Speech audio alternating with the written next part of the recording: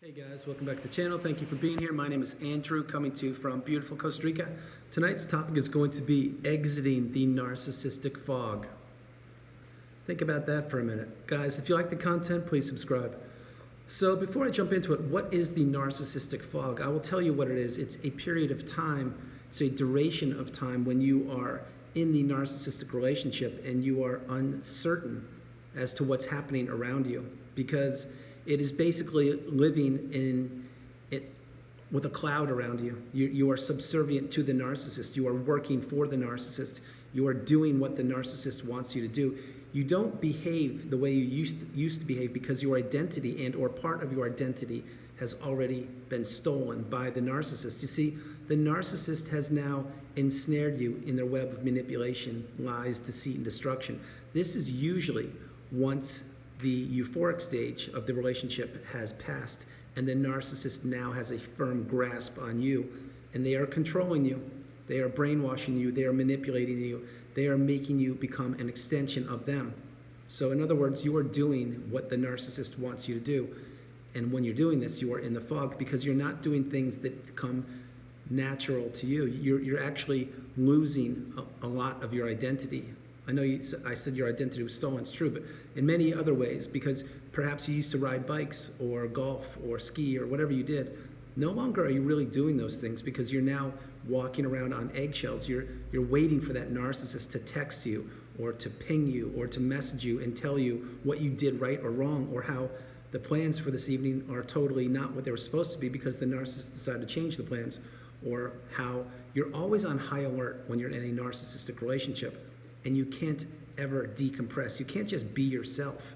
And this is exactly where the narcissist wants you. They want you in a place which I call the narcissistic fog, where your head is spinning. You don't know if you're coming or going. All you know is, at this point, that you need to make the narcissist's life easier. So many times you will have suggestions or thoughts or opinions or things you believe that are correct. And if you stand up for yourself and say these things to the narcissist, they will be completely ignored or invalidated, or you will be told that these no one wants to do what you want to do. Things like that. They completely crush your voice.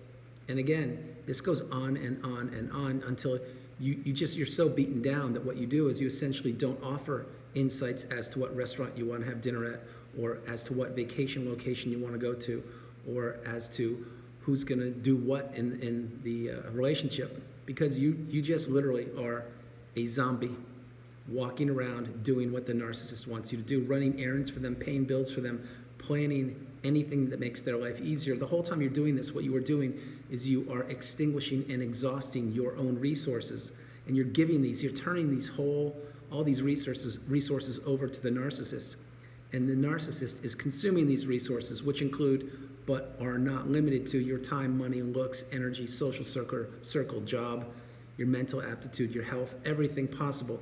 They're taking this from you, and they know what they are doing. This is a strategic plan by the narcissist to take as much of your resources as they possibly can. This is exactly why you entered the narcissistic relationship, because what happened is you were unsuspecting. You didn't know that narcissism even existed, and you met somebody who saw all your beautiful attributes that you possessed, and they wanted them for a period of time. And when you are in the narcissistic fog, believe me when I tell you, this is exactly what they do. They take everything from you.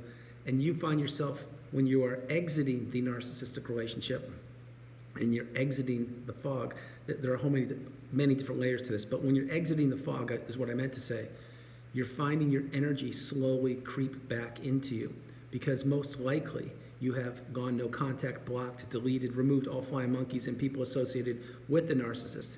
And this is a good thing. The reason why is because if you are not around the toxic narcissistic energy, that's when you finally get your identity back and you feel stronger and you're making progress and you're healing and you're moving forward and you're making new relationships and you're believing in yourself.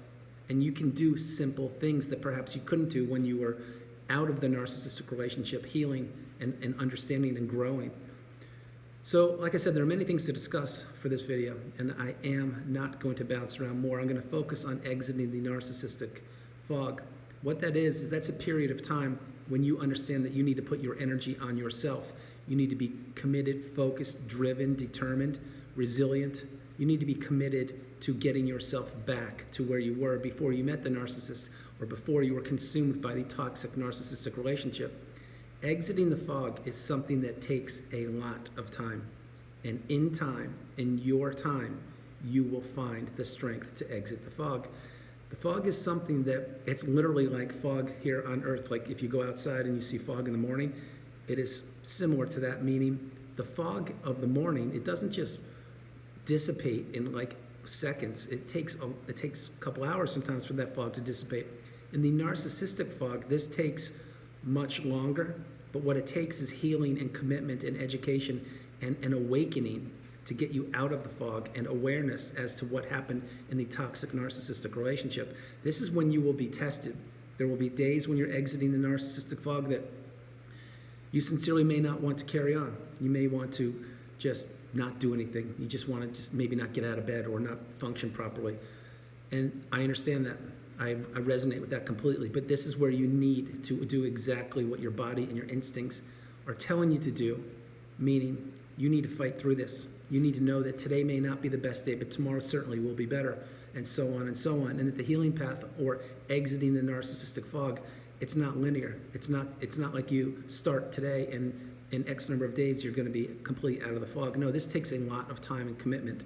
And for those of you who know what I'm talking about with the narcissistic fog, specifically exiting it, please drop comments below. The whole purpose of this video is to let you know that if you exited a narcissistic relationship in any capacity, you also need to exit the fog because your head will be spinning.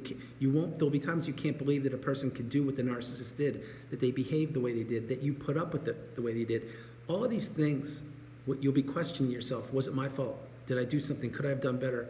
Why am I missing the narcissist? Things like that. Should I block? Should I go no contact? What should I do?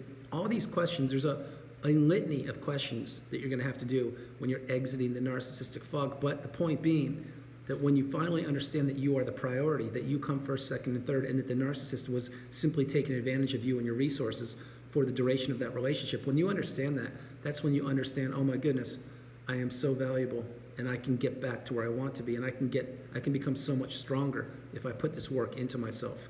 And each and every day that you do put work into yourself, each and every day that you do watch videos and become educated or read or take therapy sessions or whatever you do, but you become informed and you invest in yourself, not in a toxic narcissistic relationship. Each and every day you do that, you will get stronger. And more questions will bubble to the surface. I call these light bulb moments. These are when you will become awakened and you will be like, oh my goodness, that's what that meant? Now I see it, I understand. Because when you're in the fog, you can't understand anything. You can't put two and two together because you don't even know what's going on, because all you know is you're in a relationship which is one-sided and it's depleting you of your resources. However, you are fighting for the relationship because you believe you can get back to that euphoric stage, which of course we know cannot happen.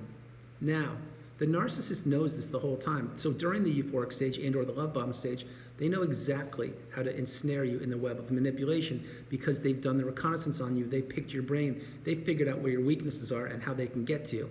This is all methodical. It's exactly what they do. And once they get you ensnared, then you're in the devaluation stage and you enter the fog. It's exactly what you do. Exiting the fog normally, usually, happens when you're discarded or when the relationship ends and your head is just so full of in disbelief, and you're confused. You don't know who to turn to. You don't even know what narcissism is most likely, and you can't explain it to people because people that haven't experienced narcissistic abuse don't even know what you're talking about. They will listen to you for a period of time, of course they will, but will they actually be able to resonate and put themselves in your shoes? Most times no, because they didn't experience it.